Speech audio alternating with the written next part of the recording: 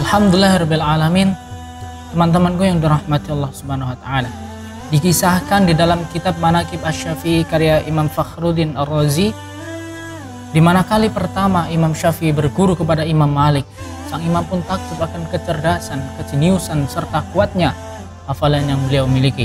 Sehingga Imam Malik berpesan kepadanya, "Inni arallah qad alqa ala qalbika nurun fala tudfi'u bi dzulmatil ma'siyah."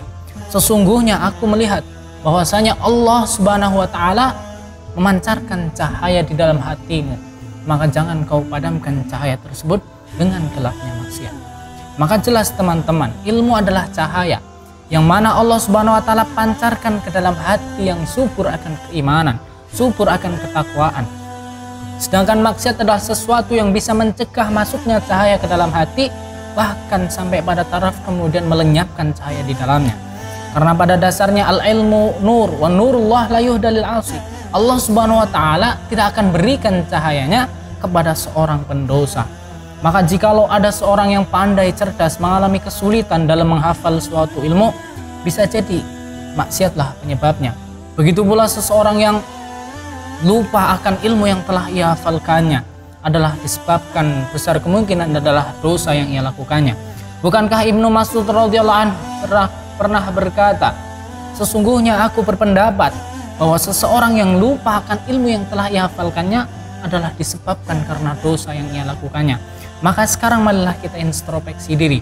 Berapa kali kita mencoba menghafal ayat Al-Quran, menghafal lembar demi lembar, ayat demi ayat, dan berapa kali pula ayat yang kita hafal hilang entah kemana. Berapa kali kita mencoba menghafal hadis Rasulullah, Arba'in Nawawi, Umdatul Ahkam, dan berapa kali pula hadis yang telah kita hafal tiba-tiba hilang tak tersisa. Pernahkah kemudian kita berpikir bahwa faktor penyebab rontoknya hafalan kita, susahnya hafalan kita adalah maksiat yang kita lakukan, adalah dosa yang kita lazimkan?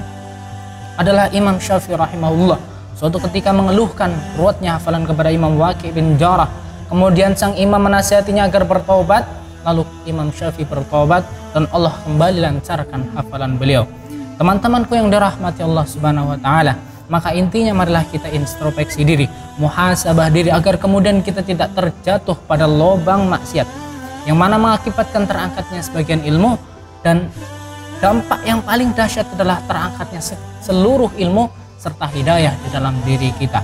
Maka jikalau kau cinta ilmumu, kau sayang ilmumu, tinggalkan semua jenis maksiat, lazimkan taubat. Sekian dan terima kasih.